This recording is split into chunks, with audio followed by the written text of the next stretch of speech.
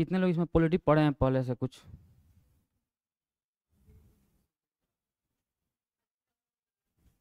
अरे भाई यहाँ पे नहीं, और जगह कहीं कुछ तो पढ़े होंगे। कुछ नहीं पढ़े हैं? जो एग्जाम, टीचर वाला एग्जाम देना है ना आप लोगों को, तो कुछ देखें हैं प्रीवियस ईयर कैसे सवाल पूछ रहा है, क्या पूछता है सवाल में? नहीं देखे हैं इसका मतलब।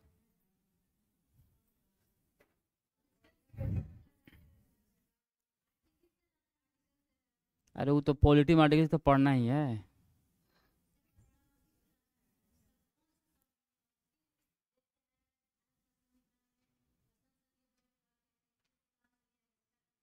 स्रोत मतलब पढ़ना है, यही ना? वहीं से उसको स्रोत बोलते हैं, सोर्सेज। आप लोग भी टीचर वाले ही हैं क्या? आगे आ जाइए।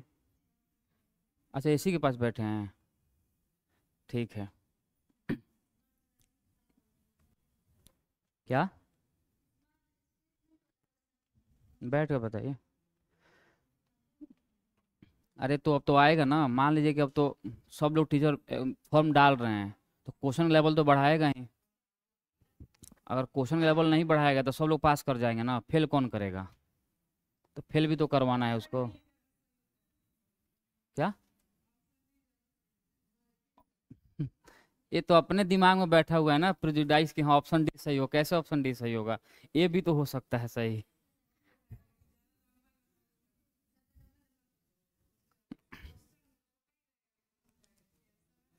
चलिए कोई बात नहीं।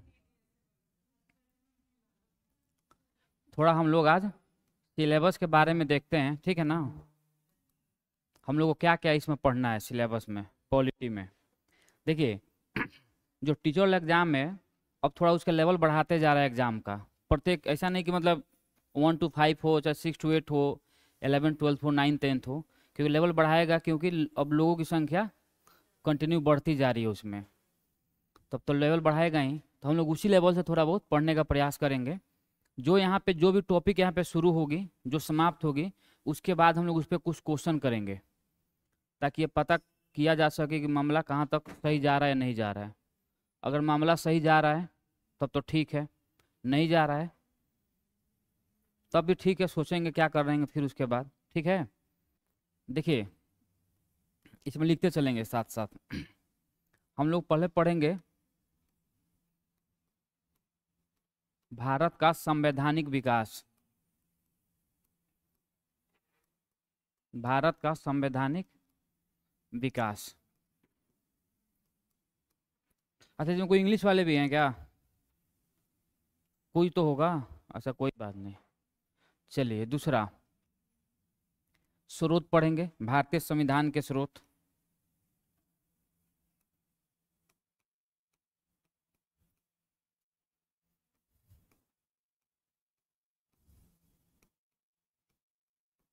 भारतीय संविधान के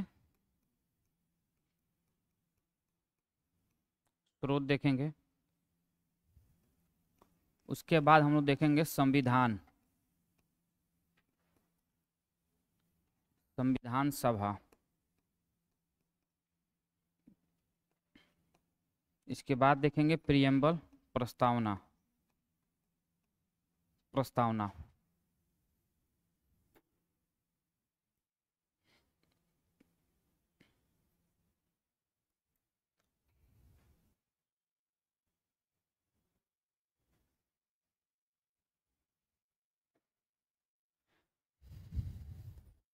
हो गया? तो हम लोग पहले देखेंगे भारत का संवैधानिक विकास, फिर देखेंगे भारतीय संविधान के स्रोत, संविधान सभा, प्रस्तावना। ठीक है? इसके बाद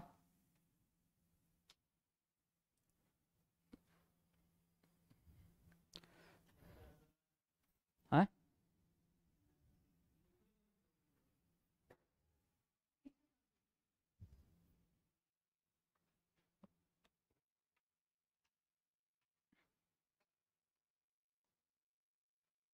छापे नहीं?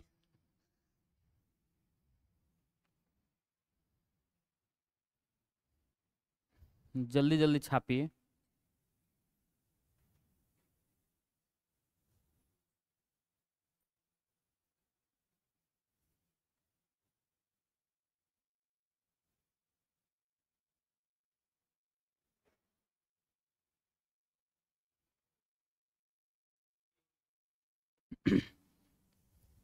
चलिए, उसके बाद हम लोग देखेंगे प्रस्तावना के बाद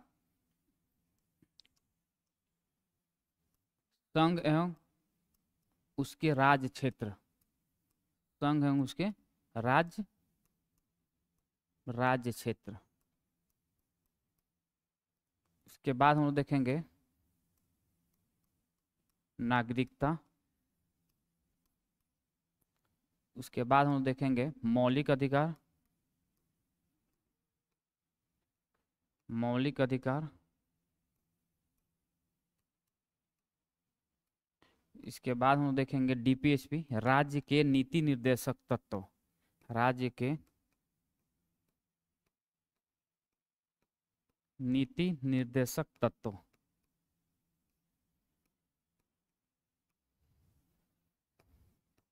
उसके बाद देखेंगे मौलिक कर्तव्य,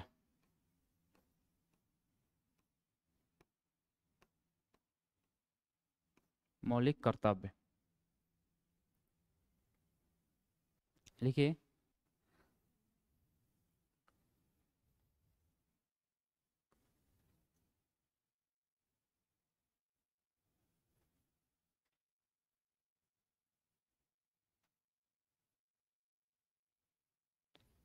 हो गया। लिखने में बहुत तेज हैं आप लोग, जल्दी जल्दी लिख रहे हैं। 10। देखिए, उसके बाद हम लोग पढ़ेंगे संसद। इस संसद में हम लोग राष्ट्रपति, उपराष्ट्रपति, लोकसभा, राज्यसभा, सारा चीज हम लोग इस संसद में पढ़ लेंगे, ठीक है ना। उसके बाद राज्य विधानसभा, जिसको हम लोग राज्य विधायिका बोलते हैं, राज्य विधानसभा, इसमें हम लोग सारा चीज पढ़ेंगे राज्य से रिलेटेड। उसके बाद हम देखेंगे न्यायपालिका, न्यायपालिका जिसमें सुप्रीम कोर्ट, हाई कोर्ट, सारा चीज पढ़ेंगे। उसके बाद पंचायती राज व्यवस्था, पंचायती राज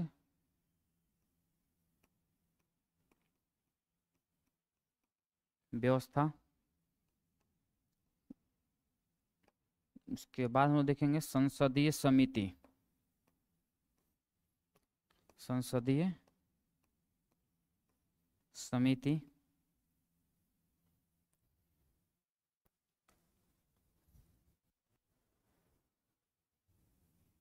हो गया सबका।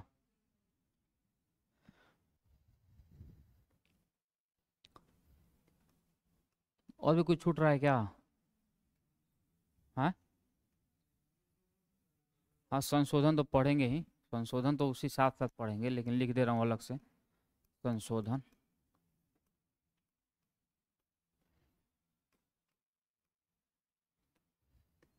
चलिए, जो बाकी रहेगा हम लोग इस विविध में पढ़ लेंगे, मिसलेनियस में। हाँ, संसद में बोला नहीं होगी, संसद में राष्ट्रपति, उपराष्ट्रपति सारा चीज पढ़ लेंगे संसद में ही। राज्य विधानसभा में, राज्य विधायिका में सारा चीज हम लोग पढ़ लेंगे, इसमें उसमें भी हाई कोर्ट, विधान, जो विधानसभा है, विधान परिषद है, सारा चीज हम लोग उसमें पढ़ लेंगे। एक साथ मैंने यहाँ पर लिख दिया, देखिए ये जो संसद है ना, इसी में आएगा लोकसभा, राज्यसभा, राष्ट्रपति, उपराष्ट्रपति, महान्यायवादी, सारा का सारा इसमें आएगा। राज्य विधानसभा में विधानसभा, विधान परिषद, महाधिवक्ता, ठीक है, साथ ही पढ़ेंगे। न्यायपालिका में हम लोग सुप्रीम कोर्ट, हाई कोर्ट, फिर स्टेट जो जुडिशरी जो होता है, क्या बोलते हैं उसको, हाँ हाँ, राज्यपाल भी इसी में पढ़ेंगे, राज्यपाल में सारा चीज पढ़ लेंगे। जब राष्ट्रपति पढ़ेंगे ना, उसी के साथ राज्यपाल भी पढ़ेंगे।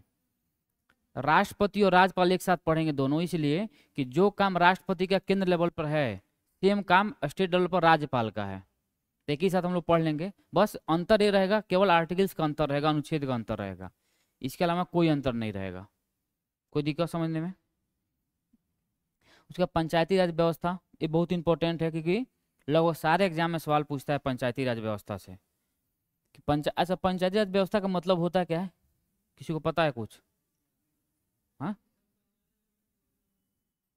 अच्छा, इसको लागू क्यों किया गया?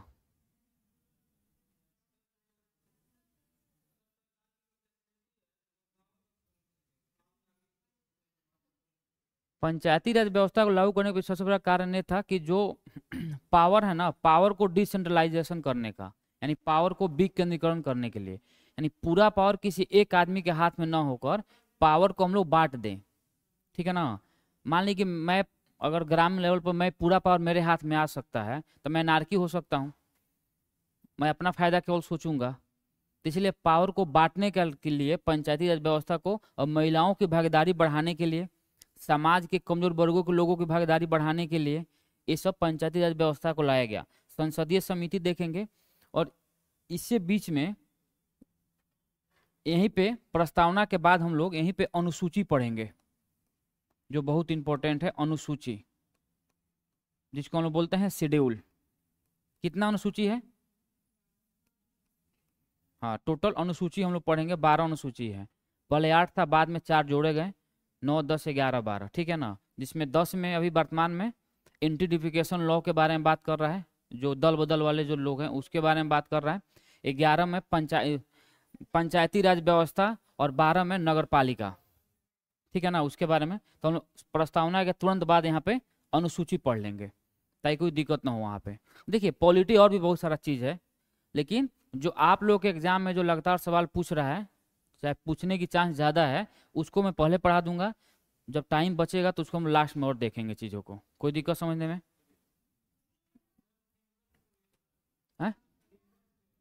थिंगर्स पढ़ेंगे। थिंगर्स पूछ रहा है क्या पॉलिटी में? ठीक है, थिंगर्स हम लोग पढ़ लेंगे, कोई दिक्कत नहीं है। हाँ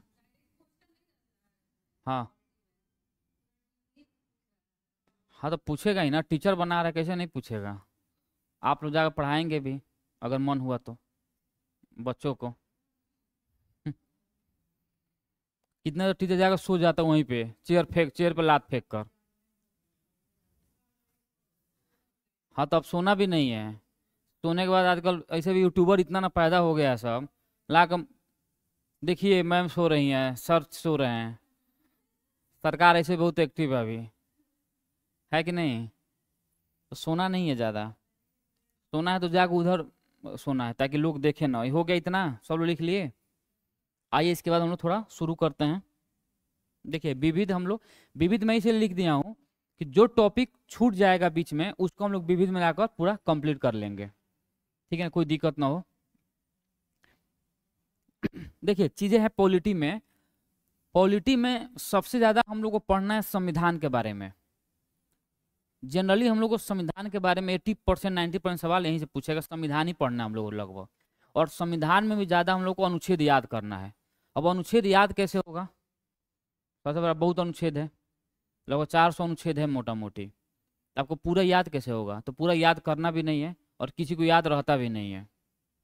ठीक है ना। लेकिन जो इम्पोर्टेंट है कुछ अनुच्छेद, जहाँ पे सवाल बार बार सारे एग्जामों में पूछता है, उसको हम लोग ज़्यादा पहले याद करेंगे अच्छे से। जो बाकी है एक बार नज़र उस पर देते चलेंगे, देखते हैं एग्जाम में क्या होता है। ठीक है, तो शुरू करें टॉपिक।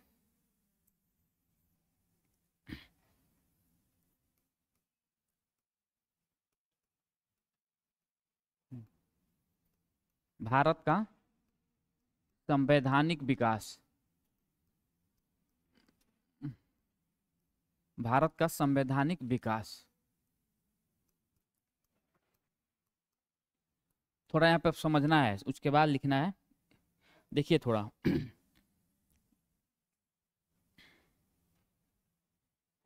भारत का संवैधानिक विकास का मतलब क्या है, जैसे समझिएगा। जैसे अभी वर्तमान में जो हम लोग के पास संविधान बनकर तैयार हुआ है, ऐसा तो है नहीं कि रातों रात बनकर तैयार हो गया होगा।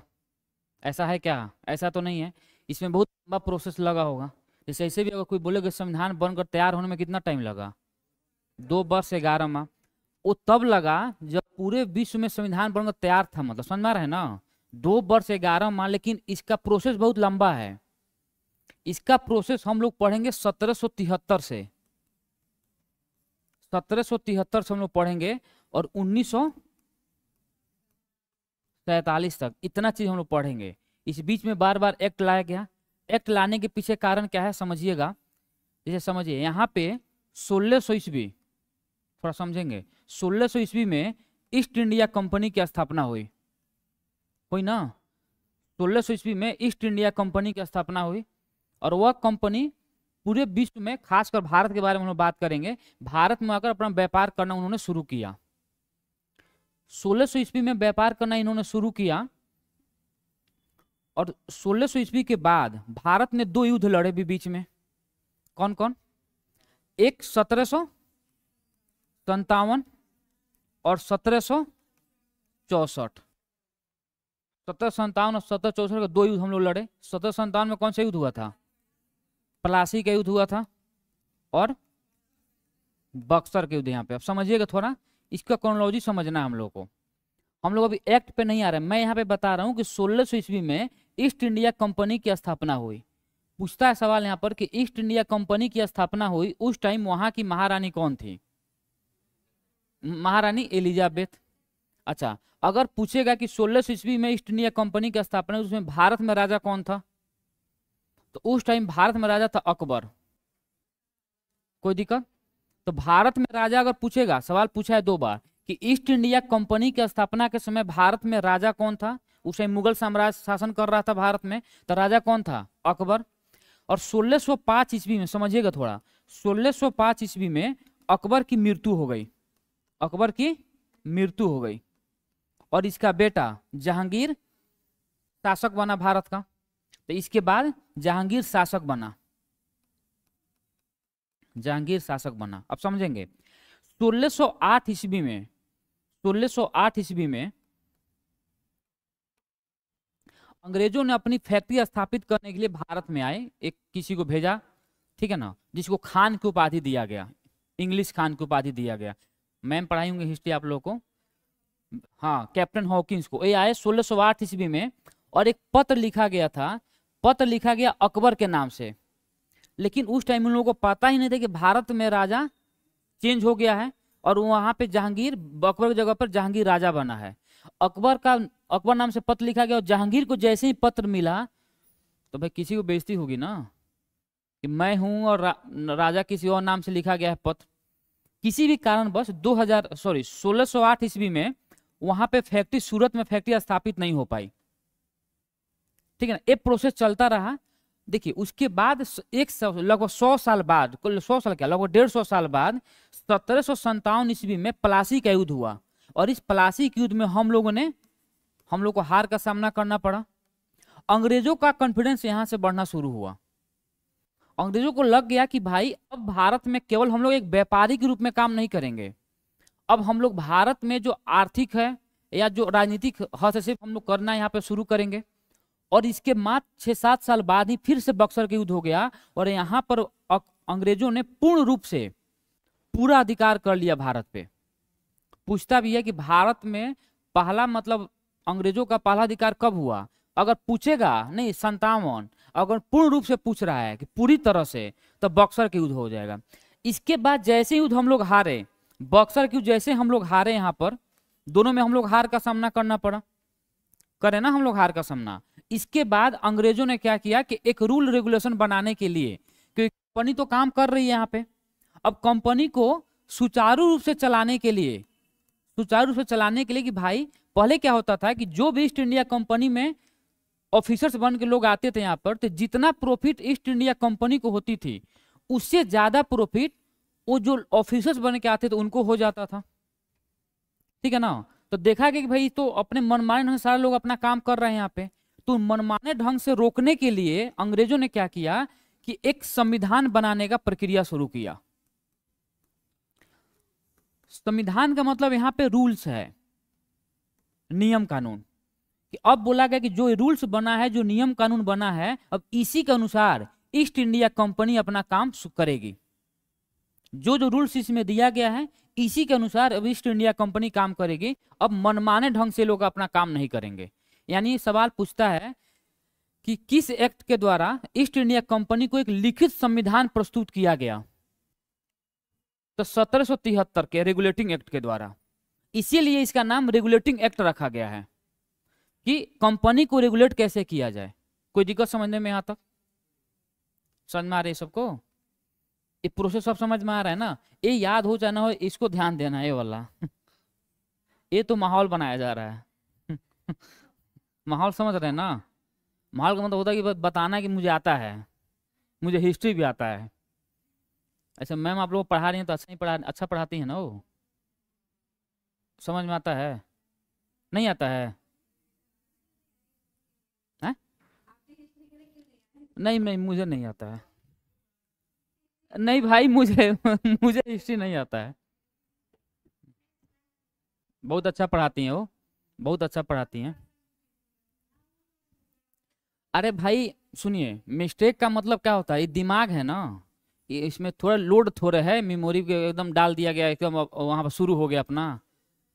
अब गाना थोड़ा रिकॉर्ड करके डाल दिया गया है कि जो लगा वही गाना एक एक टोन में बजेगा। जैसे मान ली कि मैं यहाँ पे पढ़ा रहा हूँ, हो सकता है कि कभी कुछ निकल गया। जैसे अभी एक जगह मैं एक जगह और क्लास लेता हूँ, मैं वहाँ पे पीछे वाले बच्चे हैं वहाँ पे मैं जाता हूँ क्लास लेने।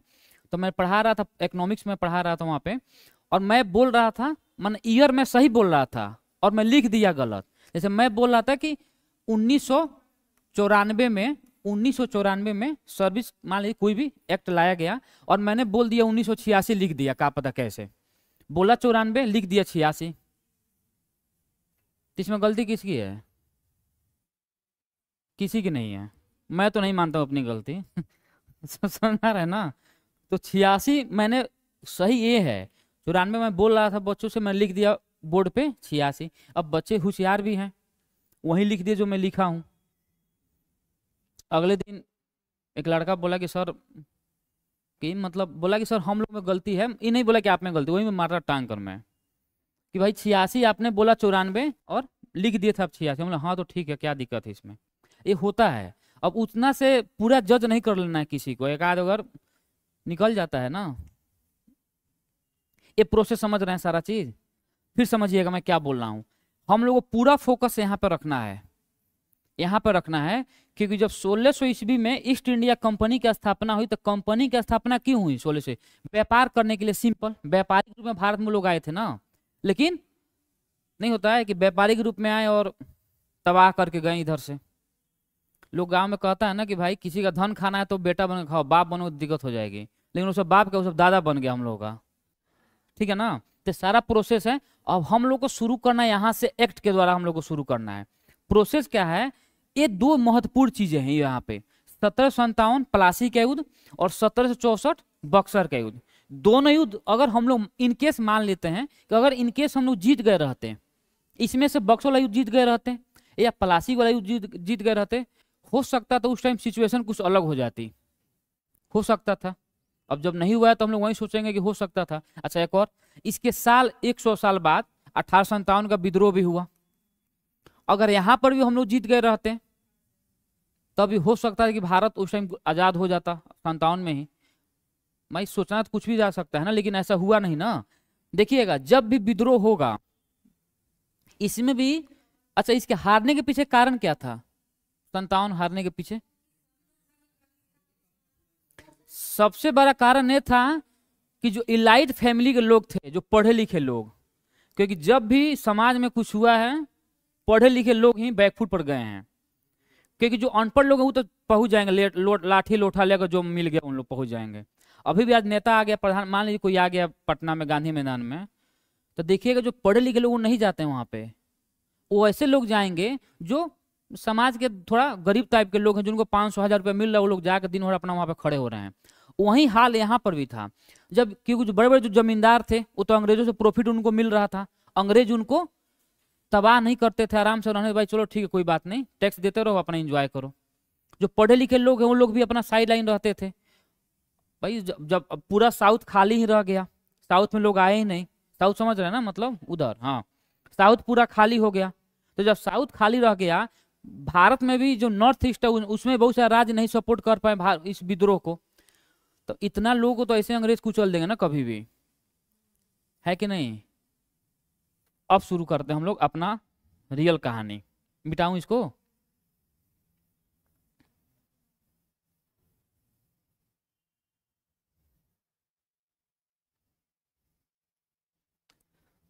देखिए हम लोग को पढ़ना क्या क्या समझेंगे। एक पढ़ना है हम लोग को 1773, जिसको हम लोग बोलते हैं regulating act. Regulating regulating act. उसके बाद हम लोग पढ़ना है 1784 Pitt's India act. Pitt's India act. उसके बाद हम पढ़ना है 1786 का अधिनियम।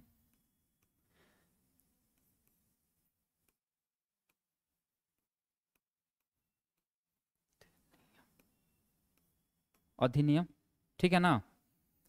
उसके बाद हम लोग पढ़ना है 1793, इसको हम लोग बोलते हैं चार्टर एक्ट। चार्टर एक्ट,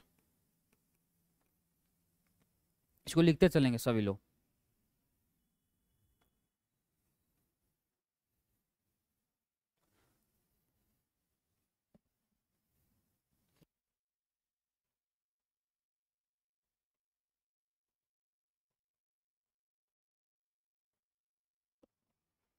हो गया? आप लिख रहे हैं क्या? लिख लीजिए।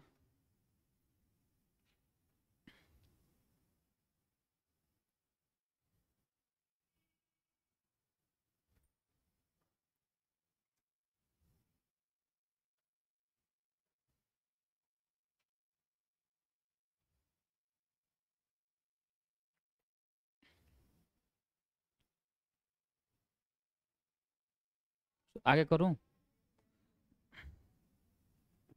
अब देखिए यहाँ पे 1793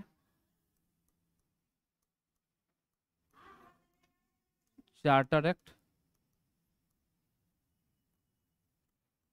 1813 इसको भी हम लोग बोलते हैं चार्टर एक्ट, 1833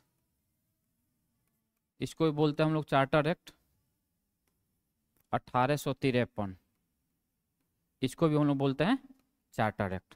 यानी चारों को हम लोग साथ में चार्टर एक्ट बोलते हैं, 93, 13, 33 और 53। इसके बाद 57 में विद्रोह हुआ, उसके बाद आ गया 1858 भारतीय परिषद अधिनियम। भारतीय परिषद अधिनियम, ठीक है। उसके बाद 1861 इसका भी 1861 का अधिनियम आया।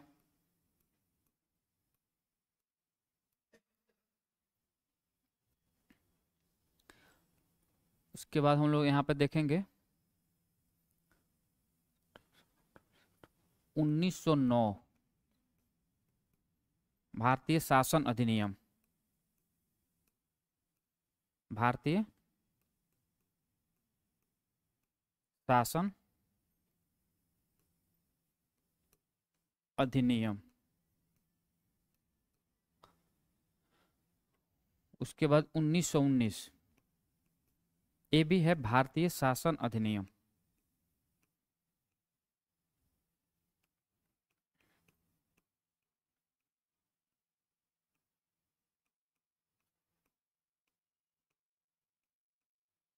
ठीक है। उसके बाद 1935 ये भी भारतीय शासन अधिनियम ही है। और लास्ट है 1947 का एक्ट, भारतीय स्वतंत्रता अधिनियम इसको बोलते हैं, भारतीय शासन अधिनियम इसको बोल सकते हैं, कोई दिक्कत नहीं। वैसे इंपॉर्टेंट यहीं तक है, लेकिन हम लोग 47 भी देखेंगे थोड़ा बहुत।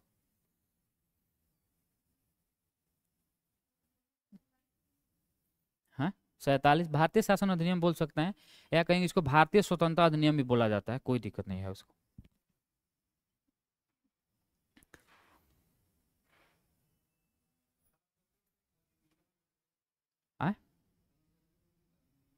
हाँ, 1861 अधिनियम, 1861 का अधिनियम ही आता है।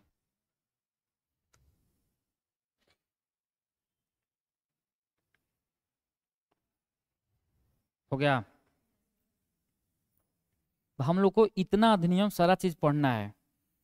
Regulating act, Pitt's India act, 86 का अधिनियम, 93 का अधिनियम।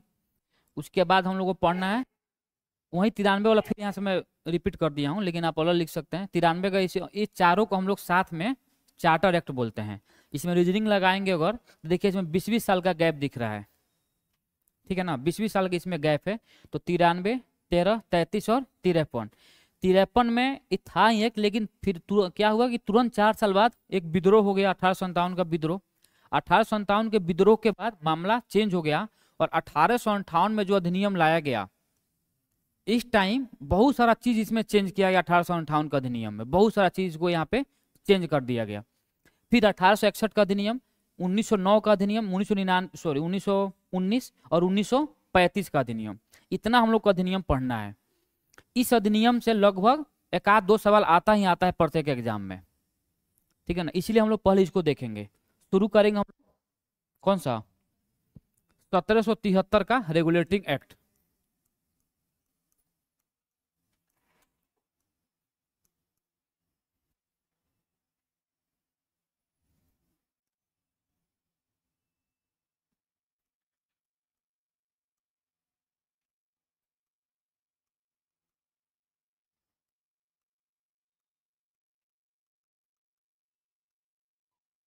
ठीक है, तो रेगुलेटिंग एक्ट 1773। अब देखिएगा थोड़ा चीजों को यहाँ पर समझना है कि आखिर में इसको लाया क्यों गया। इसको थोड़ा हम फिर बैकफुट पर चलेंगे, बात करेंगे। देखिए उस टाइम भारत में 3 प्रेसिडेंसी हुआ करता था, ठीक है। प्रेसिडेंसी का मतलब समझ रहे हैं क्या होता है? क्या होता है प्रेसिडेंसी का मतलब? जहां पे गवर्नर जनरल का डायरेक्ट अधिकार था, जो गवर्नर था उसका डायरेक्ट अधिकार था। और 3 ऐसे, अगर सिंपल समझना है तो ऐसे मान सकते हैं कि जो प्रेसिडेंसी था पूरे भारत को 3 भागों में डिवाइड करके रखा गया था, ठीक है। देखिए एक था बंगाल प्रेसिडेंसी, दूसरा था बम्बई प्रेसिडेंसी। अभी नहीं कि सर को पता नहीं मुंबई बोला था, उसमें बम्बई ही बोला जाता था, तो बम्बई प्रेसिडेंसी। और तीसरा था मद्रास प्रेसिडेंसी,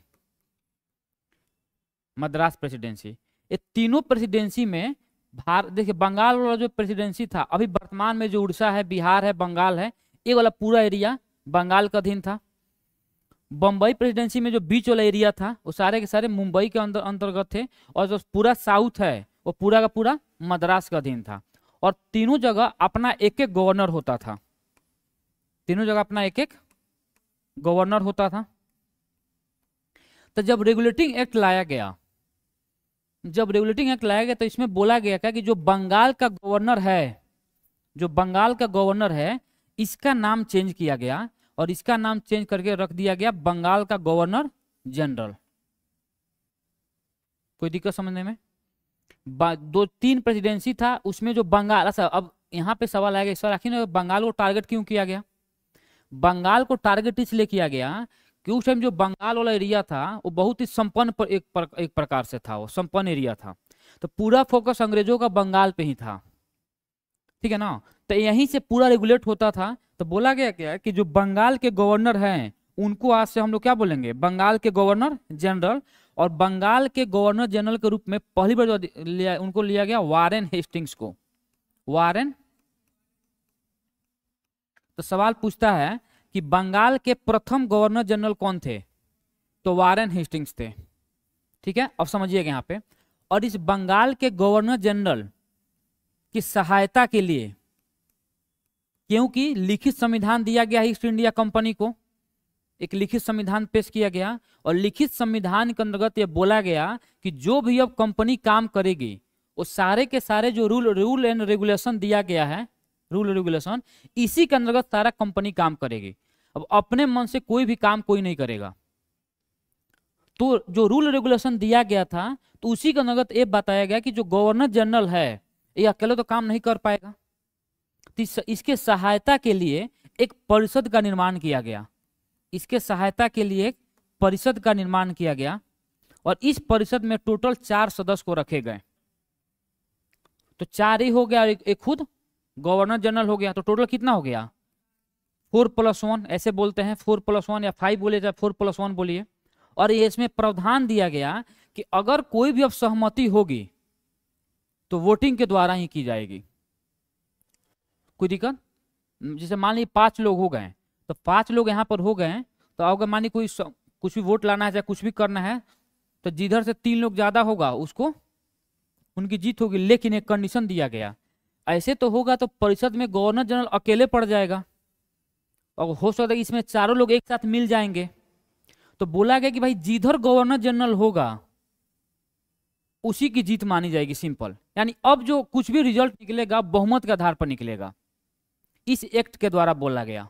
और इसी एक्ट के द्वारा यानी रेगुलेटिंग एक्ट के द्वारा ही बंगाल में एक सुप्रीम कोर्ट की स्थापना की गई, सुप्रीम कोर्ट। लेकिन अभी वर्तमान में सुप्रीम कहां पर है? दिल्ली में है।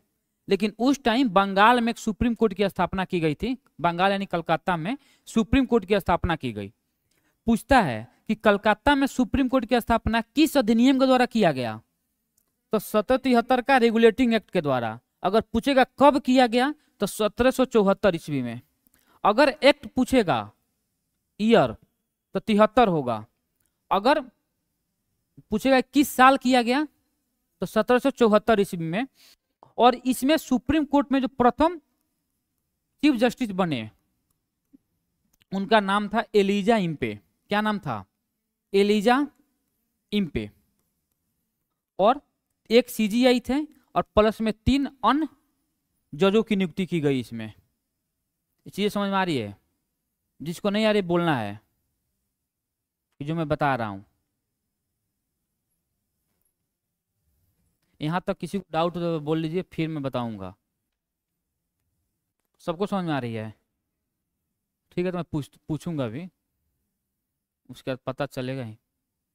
तो इसे पहले बोल दीजिए नहीं आ रहा है तो नहीं आ रहा तो मैं दोबारा बताऊंगा। इसको लिखवाऊंगा, टेंशन नहीं लेना है, बस समझना है चीज़ों को। देखिए लिखवाऊंगा मैं, एक एक लाइन एक एक पॉइंट लिखवाऊंगा, लेकिन चीज़ें है कि तभी समझ में आएगा लिखवाया हुआ जब यहाँ पर समझ में आएंगी चीज़ें, कि सारा चीज़ एकदम सीक्वेंस में बता रहा हूँ मैं।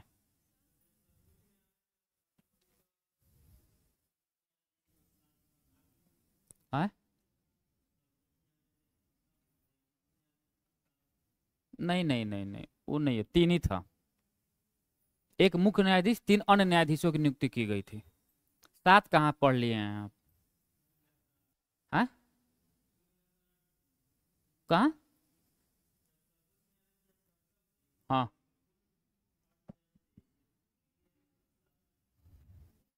मैंने तो नहीं पढ़ा है आज तक। हाँ हाँ बोलिए।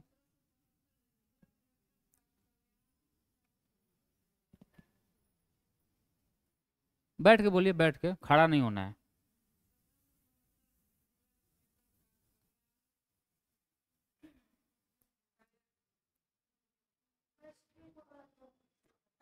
अभी बताऊंगा, अब सुन लीजिए, इधर पहले सुन लीजिए, आप क्वेश्चन पूछ लीजिएगा, टेंशन नहीं लेना है, कंफ्यूजन नहीं रखना है। मैं सिंपल ये बोल रहा हूँ, पहले समझ लीजिए। हाँ बताऊंगा, एक एक सवाल बताऊंगा, टेंशन नहीं लेना है। इसीलिए आया हूँ, पैसा इसीलिए मिलेगा ना मुझे।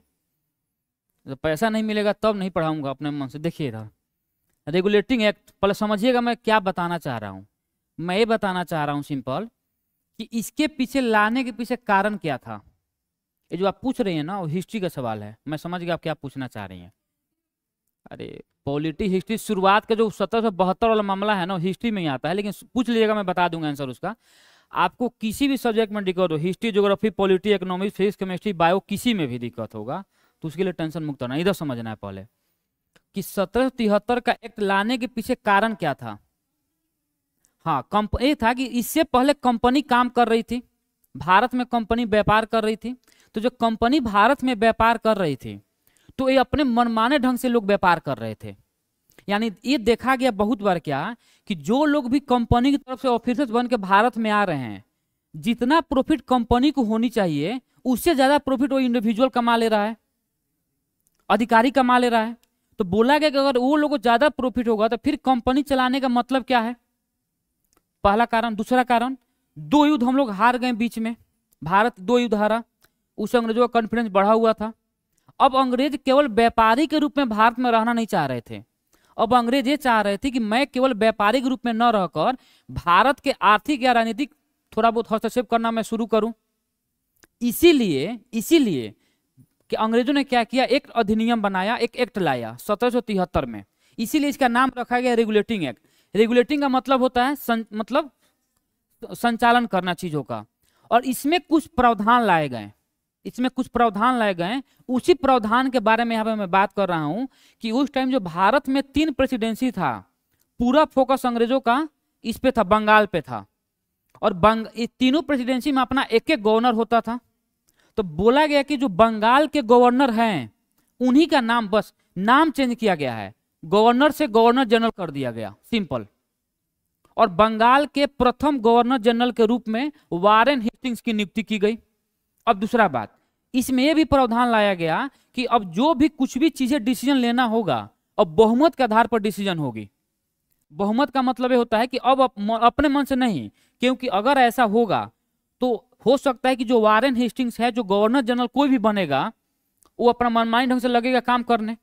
तो उनको भी कंट्रोल करने के लिए या ऐसे कंट्रोल करने के लिए ऐसा लाया गया था। लेकिन किताब में क्या बोला है कि इनके सहायता के लिए एक परिषद का निर्माण किया गया और इस परिषद में 4 सदस्यों की नियुक्ति की गई। अब 4 ही हो गया और 1 हो गया, टोटल कितना हो गए? 5 लोग हो गए। अब कुछ भी डिसीजन होगा बहुमत के आधार पर होगा। लेकिन समझेंगे यहाँ पे, इसमें बोला गया क्या कि अगर मामला टाई हो रहा है, 4 लोग हैं, 2 लोग इधर गए, 2 लोग इधर गए, अगर मामला टाई हो रहा है उस टाइम डिसाइडर रोल प्ले करेगा कौन? Governor general. वारेन ठीक नहीं, गवर्नर जनरल में बात करेंगे ना, तो वारेन जो भी गवर्नर जनरल बना है, अब यहां पर डिसाइडर रोल ये लोग प्ले करेंगे। मान 2-2 बट गया तो जिधर हो जाएगा उसकी बहुमत साबित की जाएगी। और इसी के प्रावधान के लिए, मानिए ये सब सारा काम हो रहा है तो अपराध भी तो हो रहा होगा ना, तो उसका कैसे किया जाएगा? मैंने तो सुप्रीम कोर्ट की न्यायपालिका की तरफ ध्यान दिया गया अंग्रेजों के द्वारा, और न्यायपालिका के तहत कलकत्ता में एक सुप्रीम कोर्ट की स्थापना की गई। कब? 1774। एक्ट पूछेगा 73, ईयर पूछेगा 74, और इसमें एक मुख्य न्यायाधीश तथा 3 अन्य न्यायाधीशों की नियुक्ति की गई। जो एक मुख्य न्यायाधीश था उसका नाम था सर एलिजा इम्पे, पूरा नाम था सर एलिजा इम्पे, क्योंकि सर उस अपने मन से लगा लेता था, तो सर एलिजा इम्पे। और 3 अन्य न्यायाधीशों की नियुक्ति यहां पर की गई। यहां तक किसी को डाउट पहले पूछ लीजिए। हाँ हाँ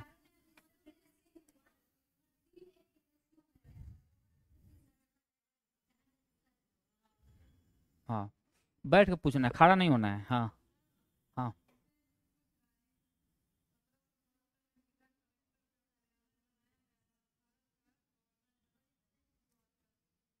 तो भारत का जो वारेन हेस्टिंग्स ऑप्शन में दिया है क्या? वारेन हेस्टिंग्स ऑप्शन में, हाँ तो वही होगा आंसर। वो तो सिंपल क्वेश्चन ही पूछ रहा है, वही बात। यही बंगाल का गवर्नर था और इसी को प्रमोट करके गवर्नर जनरल कर दिया गया। आंसर में अगर ऑप्शन वारेन हेस्टिंग दिया है तो आंसर वही होगा। 3 A के रेशियो, नहीं नहीं नहीं नहीं, 3 A के रेशियो में तो दिक्कत हो जाएगी ना, गड़बड़ मामला। सुनिए बता रहा हूं मैं क्या बोल रहा है यहाँ पे। आप एक बोलना चाह रही हैं कि परिषद में जो 4 सदस्य हैं इसी में 3-1 हो गया, यही ना हो गया? तो हाँ 3-1 हो गया, तो जो होगा उधर हो जाएगा, उसकी बहुमत साबित हो जाएगी। वारेन, ये जो गवर्नर जनरल की बहुमत तब रखा गया जब मामला बराबर की होगी। जब मामला बराबर का होगा, 2-2 लोग बढ़ जाएंगे, उसके बाद जिधर गवर्नर जनरल बोलेगा उसकी बहुमत साबित की जाएगी, सिंपल। हाँ हाँ हाँ, कंडीशन था। नहीं नहीं, यहाँ पे केवल अंग्रेजों के इंडिया वालों तो पूछ ही नहीं रहा है वो सब। इंडिया लोगों को तो पूछ ही नहीं रहा है वो सब, तो अपने में ही वो अपना व्यापार शुरू कर दिया है सब वो सब। हाँ, इसलिए कि भाई जो लोग भी यहाँ पर आ रहे थे ना, वो लोग इंडियन लोगों से लगता है रिलेशन बनाने। इसके बाद हम लोग आगे पढ़ेंगे, सारा आना जाना बंद करवाया हो कि भाई आप किसी ना कोई उपहार ले सकते हैं, ना उपहार दे सकते हैं, ना इंडियन के यहाँ जाकर खाना खाएंगे, ये सारा चीज बंद था। फिर 1813 एक अधिनियम में बोला गया कि भाई अब धार्मिक स्तर भी मामला को थोड़ा बढ़ाया गया। तो पहली बार 1813 ईस्वी में वहां के जो क्या बोलते हैं वो कौन से, वहां पे कौन धर्म है? ईसाइयों का आगमन शुरू करवाया गया। और बोला गया कि जो भी ईसाई पंडित हैं वो जाकर भारत में धर्म परिवर्तन करवाने पर जोर देंगे, लोगों को बताएंगे कि भाई ईसाई धर्म अच्छा है, आप धर्म परिवर्तन कीजिए, उनको इतना प्रॉफिट होगा, आपके धन को किसी प्रकार कोई क्षति नहीं। बहुत सारा चीज हम लोग आगे देखेंगे, अभी एक एक्ट पढ़ेंगे यहाँ पे, बहुत सारी चीज यहाँ पे हो गया, लिखेंगे अब एक एक लाइन। लिखेंगे 1773 रेगुलेटिंग एक्ट।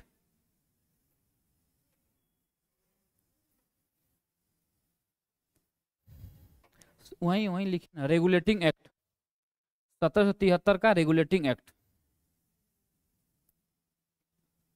बोले, लिखेंगे इस अधिनियम के द्वारा, इस अधिनियम के द्वारा, इस अधिनियम के द्वारा कंपनी पर, इस अधिनियम के द्वारा कंपनी पर संसदीय नियंत्रण, इस कंपनी पर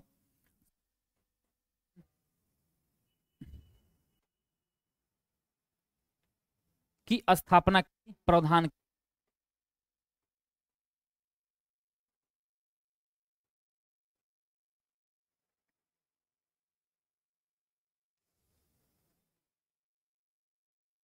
नेक्स्ट पॉइंट लिखेंगे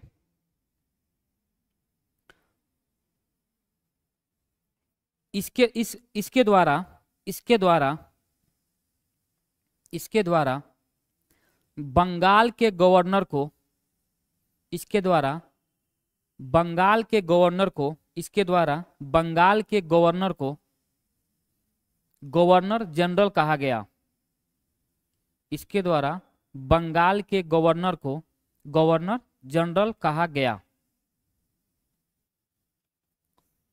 इसी में लिखेंगे तथा बंगाल के, बंगाल के प्रथम गवर्नर जनरल के रूप में, बंगाल के प्रथम गवर्नर जनरल के रूप में वारेन हेस्टिंग्स की नियुक्ति की गई।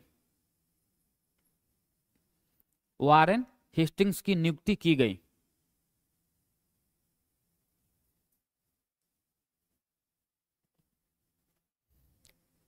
वारेन हेस्टिंग्स की नियुक्ति की गई। ठीक है, नेक्स्ट पॉइंट लिखेंगे गवर्नर जनरल के सहायता के लिए, गवर्नर जनरल के सहायता के लिए, गवर्नर जनरल के सहायता के लिए 4 सदस्यीय, 4 सदस्यीय गवर्नर जनरल की सहायता के लिए 4 सदस्यीय एक परिषद का निर्माण किया गया। एक परिषद का निर्माण किया गया। एक परिषद का निर्माण किया गया। हो गया। नेक्स्ट पॉइंट लिखेंगे इस अधिनियम के द्वारा, इस अधिनियम के द्वारा पहली बार, इस अधिनियम के द्वारा पहली बार कंपनी के संचालन के लिए, कंपनी के संचालन, रेगुलेशन, कंपनी के संचालन के लिए लिखित संविधान का प्रावधान किया गया। लिखित संविधान का प्रावधान किया गया।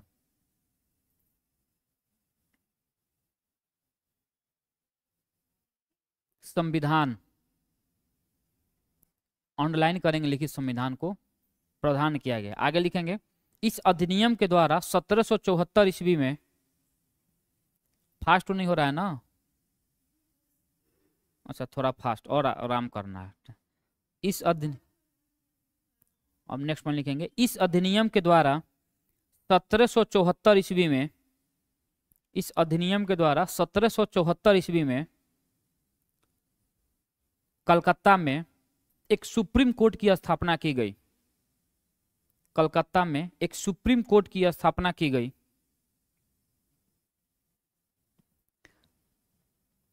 कलकत्ता में एक सुप्रीम कोर्ट की स्थापना की गई तथा इसमें प्रथम मुख्य न्यायाधीश के रूप में, तथा इसमें प्रथम मुख्य न्यायाधीश, चीफ जस्टिस ऑफ इंडिया, मुख्य न्यायाधीश के रूप में सर एलिजा इम्पे की नियुक्ति की गई। सर एलिजा इम्पे,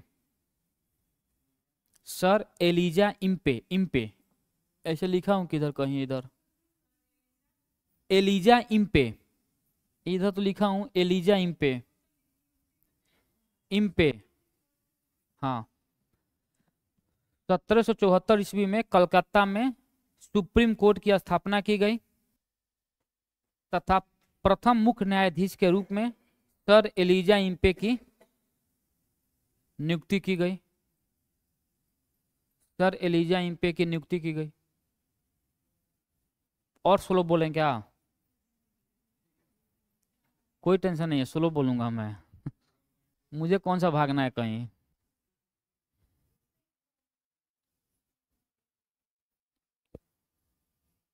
सबका हो गया?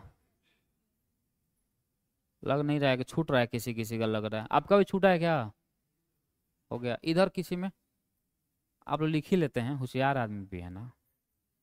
बाद में फिर आप लोग जाकर रूम पर भले ना पढ़ पाए, लेकिन लिखना तो है ही।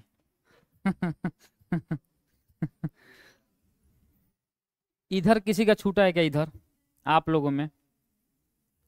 चलिए तो अब देखिए, थोड़ा और यहाँ पे समझना है चीजों को। मैं बोल रहा हूं यहाँ पे कि कंपनी के संचालन के लिए, समझेंगे थोड़ा अच्छे से, कंपनी के संचालन के लिए यानी कंपनी को किस रूप से चलाया जाए, ठीक है ना। तो इसको संचालन के लिए दो संस्था का निर्माण किया गया, दो ऑर्गेनाइजेशन बनाई गई, दो संस्था बनाई गई, दो संस्था का निर्माण किया गया, ठीक है ना। एक को हम लोग बोलते हैं court of directors, court of directors, ऐसे बोल सकते हैं, कोर्ट ऑफ कोर्ट ऑफ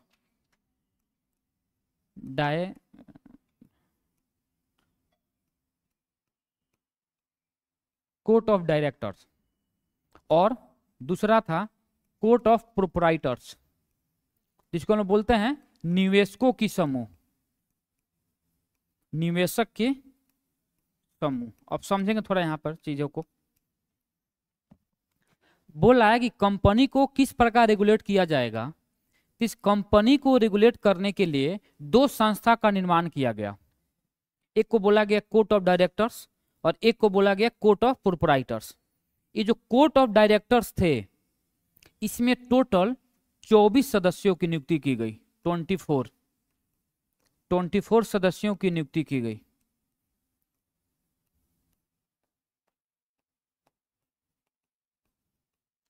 सदस्यों की नियुक्ति की गई। अच्छा, ये जो 24 सदस्यों की नियुक्ति की गई, तो निवेशकों के समूह के द्वारा ही इन लोगों की नियुक्ति की जाती थी। ये निवेशकों के समूह का मतलब क्या होता है? इसमें वैसे लोग थे जो कंपनी के शेयर होल्डर्स के रूप में थे। भाई, जो कंपनी चल रही है, ते लोग अपना पैसा लगाते थे कंपनी में प्रॉफिट के लिए, ठीक है ना। तो कंपनी के जो निवेशक थे, उन्हीं लोगों के द्वारा इस कोर्ट ऑफ डायरेक्टर में जो 24 सदस्यों की नियुक्ति की जाती थी, इन्हीं लोगों के द्वारा उन लोगों को नियुक्ति की जाती थी। क्या इस बात को समझ पा रहे हैं? नहीं समझ पा रहे तो पूछना है, बोलिए जल्दी। नहीं समझ में आया? कहाँ से आएगा? सुबह सुबह आ गए आप लोग, देखिए इधर। मैं सिंपल ये बोला हूं, कंपनी को संचालन तो समझना। संचालन का मतलब क्या होता है? संचालन का मतलब है कि कंपनी को कैसे रेगुलेट किया जाएगा, कैसे मैनेज किया जाएगा। तो इस कंपनी को मैनेज करने के लिए या कंपनी को चलाने के लिए दो संस्था का निर्माण किया गया, ठीक है ना। दो संस्था का निर्माण किया गया। एक का नाम रखा गया कोर्ट ऑफ डायरेक्टर्स और एक का रखा गया कोर्ट ऑफ प्रोप्राइटर्स, सिंपल। जिसको हम लोग कोर्ट ऑफ प्रोप्राइटर्स की जगह पर हम बोल सकते हैं निवेशकों का समूह, ठीक है। अब देखेंगे, सवाल पूछेगा कि 1773 के रेगुलेटिंग एक्ट के द्वारा कंपनी को चलाने के लिए जो कोर्ट ऑफ डायरेक्टर की नियुक्ति की गई थी, उसमें कितने सदस्य थे। बस आपको ये याद रखना है कि उसमें सदस्यों की संख्या 24 थी। तो 24 सदस्य थी। जो 24 सदस्य थे, इनकी नियुक्ति, अब यहाँ पे सवाल है कि भाई इन लोगों की नियुक्ति कौन करता था। तो इन लोगों की नियुक्ति करता था कोर्ट ऑफ प्रोप्राइटर्स। यानी क्योंकि निवेशक का मतलब होता है कि ये लोग सारे लोगों की पैसा कंपनी में लगी थी, ये लोग कंपनी में अपना पैसा लगाते थे, प्रॉफिट होता था, इन लोगों का प्रॉफिट का हिस्सेदारी मिलता था। जैसे आजकल भी अगर आपके पास पैसा है तो शेयर मार्केट जो आप समझ रहे हैं, तो लोग शेयर मार्केट में पैसा लगाते हैं। अपना प्रॉफिट कमाते हैं। उसी तरह ये लोग भी कंपनी को प्रमोट करने के लिए पैसा लगाते थे। तो ये लोग जो पैसा लगाते थे तो इन लोगों का भी तो अधिकार है ना कंपनी पर, तो इन लोगों का अधिकार है। तो इस अधिकार के द्वारा इन लोग क्या करते थे कि कोर्ट ऑफ डायरेक्टर्स के 24 सदस्यों की नियुक्ति इन्हीं लोगों के द्वारा की जाती थी। बस, इसके अलावा कुछ नहीं समझना है। हाँ, अब इन 24 सदस्यों के काम क्या था? 24 सदस्य, देखिए फिर समझना है वहां पर। अभी जो मैंने वहां पे शुरू में बताया कि गवर्नर जनरल के सहायता के लिए 4 सदस्यों की नियुक्ति की जाती थी, वो अलग है। वो लोग जो 4 लोग थे वो गवर्नर जनरल के साथ रहते थे हमेशा। इन जो लोगों की इन जो 24 सदस्य थे, इन लोगों को था पूरा कंपनी का देख रेख करना और पूरा रिपोर्ट इन लोगों तक पहुंचाना कि मामला क्या चल रहा है, क्या नहीं चल रहा है, कंपनी को कितना प्रॉफिट हो रहा है, कंपनी क्या कर रही है, नहीं कर रही है। क्योंकि इससे पहले तो कंपनी अपने मनमाने में सारा काम कर रही थी। पहली बार कंपनी को रूल रेगुलेशन के अंतर्गत काम करना था। तो ठीक है, डाउट तो होगा ना, दिक्कत तो होगी ना। मान ली कोई बीच खेत में कोई पशु चर रहा है, उसको कार के किनारे कर दिया तो दिक्कत तो होती है उसको। वही बात है यहाँ पे, सिंपल। नहीं, 24 सदस्य गवर्नर जनरल के नहीं रहते थे साथ में। इन लोगों का काम था केवल उन लोगों का देख रेख करना, बस उन लोगों का बस देख रेख, इतना ही समझना है, उन लोगों का देख रेख करना है। उतना ज्यादा डीपली नहीं समझना है। देखिए डीपली समझने पे ही डाउट क्रिएट होने लगता है। इतना जो मैं बता दिया, इस एक्ट के द्वारा एक भी सवाल आएगा, एक भी सवाल आएगा, इससे बाहर नहीं जाएगा, इसकी गारंटी मैं लेता हूं। ठीक है ना? बाकी देखते हैं हम लोग।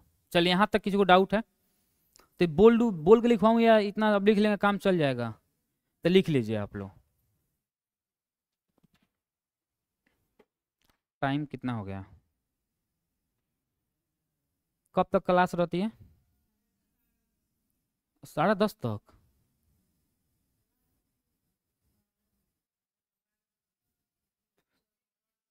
नहीं नहीं, अपना बता पूछ रहा हूँ मैं। बाद में आप लोग 3 बजे तक बैठ कर पढ़िए, क्या दिक्कत है मुझे। तो अभी तो मैं क्लास को यहीं पर रोकूंगा, ठीक है ना? कल से क्लासेस 10:30 तक ही होगी, क्योंकि